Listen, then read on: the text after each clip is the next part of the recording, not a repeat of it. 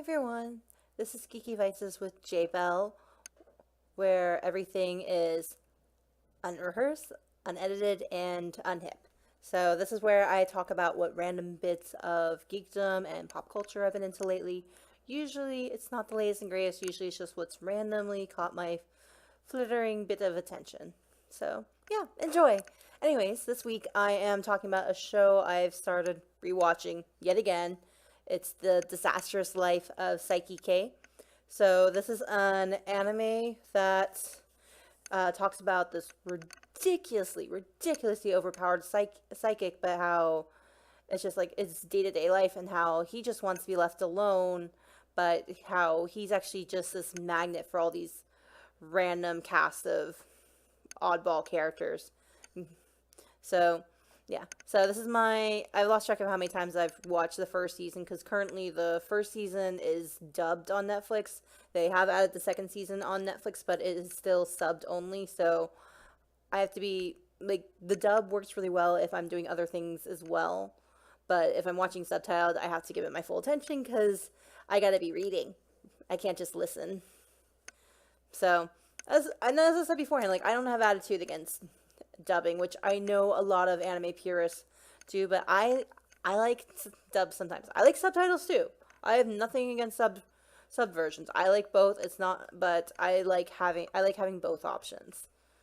And I do like a lot of the voice acting. Like I do really like the voice casting for Saiki, and so it's also kind of disoriented when you get used to one switching to the other. Although some series like Bleach and Inuyasha, like I've rewatched them, and then honestly, I can't remember which version's the one I've watched more often. I think I've switched, so I kind of like have this like those ones I can kind of recalibrate more easily than some other animes. But yeah. Anyways, I recommend this series because the cool thing about it is that it's a bunch of short little vignettes. So like, let's say you just want to watch something really short, like you just have like 10, 15 minutes of time. The show is perfect because each episode is broken up into two or three little story arcs, and even if the whole episode deals with the same thing, like it's still nicely broken down, so you can stop at the end, like at the commercial, when the quote unquote commercial break would happen.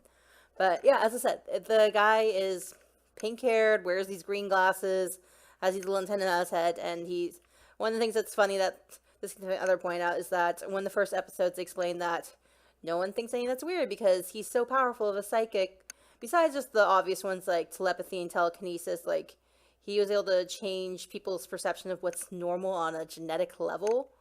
So it's actually like when he was a kid, everyone had brown, like black hair and sometimes brown, but now like people have like green hair and pink and all these crazy colors, and it's like it's normal because he made it normal.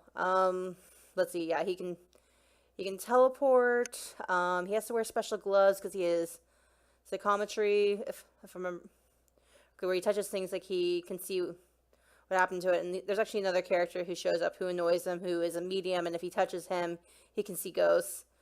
Um, yeah, and he has X-ray vision, so like he doesn't really get why people get excited about like seeing girls naked and such, or like he doesn't get why people are so into cats and dogs being cute because like he just sees their skeletons. So like for him, it's hard to get. And the fact that everything's come easy for him, he's like, well, I never had a sense of accomplishment. I never had, so like he never gets surprised. Like he has all these things, so it's like he's very jaded, and he just very much, as I said, he wants to be left alone. He doesn't want things, but he does have a good heart, largely because of his mom, which he readily admits.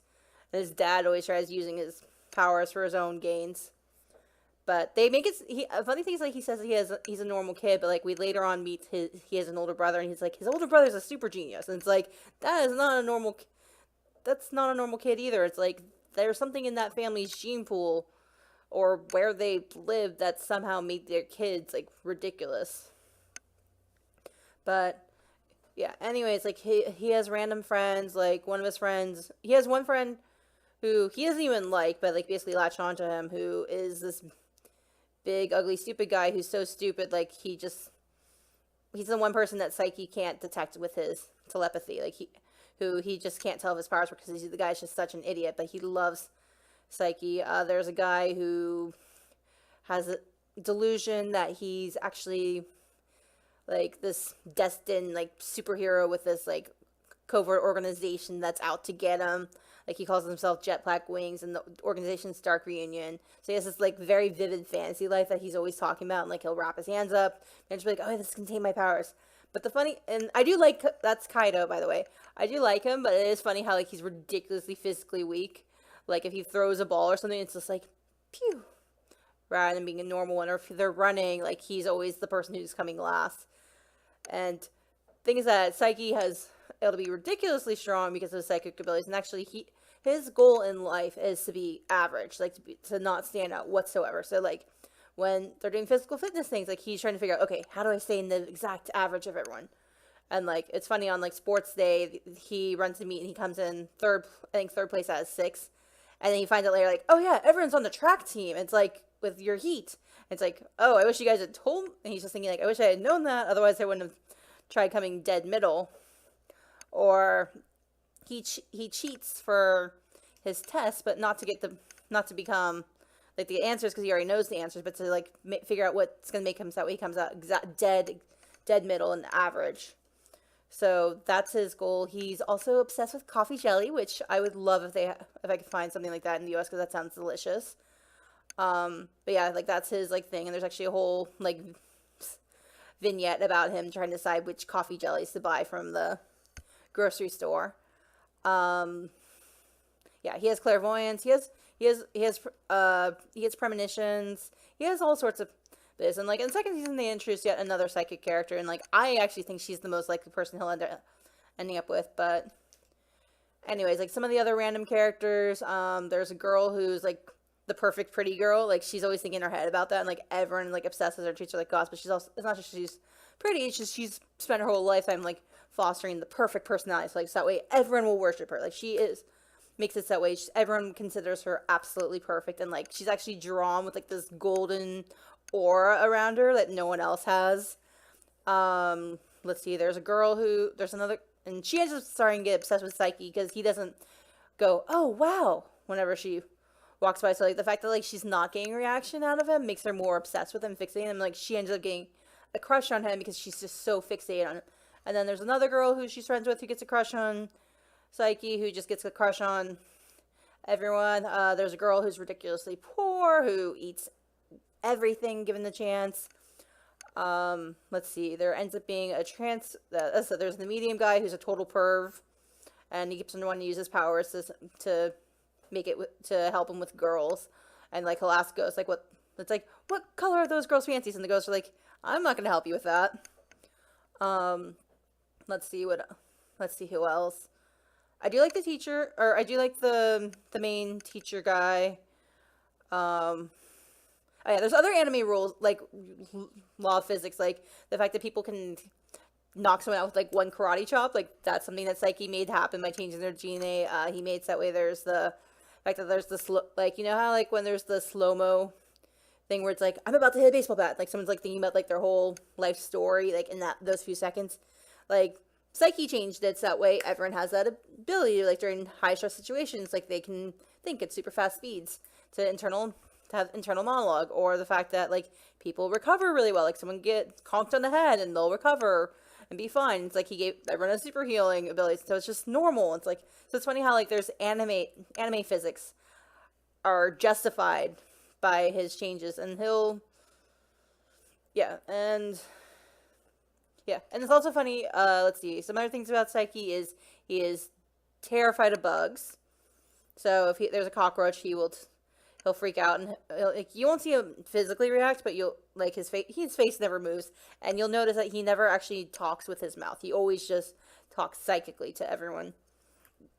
But if he sees a cockroach, he'll suddenly teleport halfway across the world because it's like, there was a bug. And he likes movies and books and comics and basically all the normal teenage stuff and video games. Like there's actually a great episode where he can't play regular video games because they're spoiled for him because everyone's thinking about them. So he has to buy the really cheap like knockoff ones, or he has to buy like the ones that no one's playing, so that way he doesn't get things spoiled, and basically goes through all the annoyances of a cheap game. And I'm like, you can totally, if you play video games, you can definitely emphasize where it's like the really long intro screen you have to wait for before the game begins, the fact that there's like the reactionary thing, random jump fights that you had to react to or else you die and you have to start all over and watch it. The fact that the save points are scarce. The fact that, yeah, just like the fact that like the games are so glitchy and just all sorts of things. And you're just like, yep, yep, yep. So yeah. So, oh yeah, he can also, some other random things. If he takes off his glasses, people will turn into stone. That happens at some point.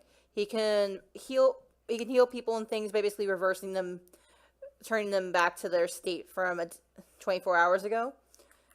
He's been able to shrink himself. We see him gender bend because he's ridiculously powerful. And, like, he doesn't care about power or anything. He just wants a normal, quiet life, and he really wants to be left alone. It's funny how, like, he has all these people who care about him, friends, and, like, he just wants to be left alone. Like, he doesn't want all these people flocking to him. But I think he does care about them in his own way. But yeah, he's just so, I think, jaded, and then it's kind of like me, where it's like I think I sometimes overestimate how much. Like, I'm an introvert, but I sometimes overestimate how much of a hermit I actually can handle. Like, I think, like, oh yeah, I could totally be a crazy bunny lady off in the woods. I'm like, sometimes, like, when I'm sick or something, I'm like, yeah, I get stir crazy. I need socialization more than I realize. Like, I overestimate my ability to just be okay by myself for long periods of time. But yeah, I highly recommend it in the series. It's, as I said, it's lots of quick, short storylines. I'm rewatching, as I said, again, I'm currently in the Okinawa trip arc, so like that's like one of those episodes where it's multi-episodes, but as I said, like it's lots of short stories that happen within the episode. So yeah, it's a fun arc. Yeah, as I said, really interesting characters, really well written. It's just, as I said, I recommend it. It's a very good slice of life show. So as far as something comparable, hard to say because it's kind of special. I remember there was this anime, I can't remember the name of it, but there was one where it was this girl who was like she totally looked like a little girl, like she was a high school and like this lowly girl, and she did have telepathy, and like how there was this, like how she joined this psychic club in school after being recruited, and the boy who liked her like would always just think like what dirty fantasies of her, but like his were kind of cute. It'd be like, oh, she's in a nurse's outfit, oh, so I don't remember the name of that. I wish I did, but like that would probably be a similar type of one where it's more so like the slice of life type of thing. Although that one I think goes a little bit darker because there is a whole murder mystery part to it. But yeah. Anyways, hope you guys enjoy. Continue enjoying your own geeky vices, and until next time, bye.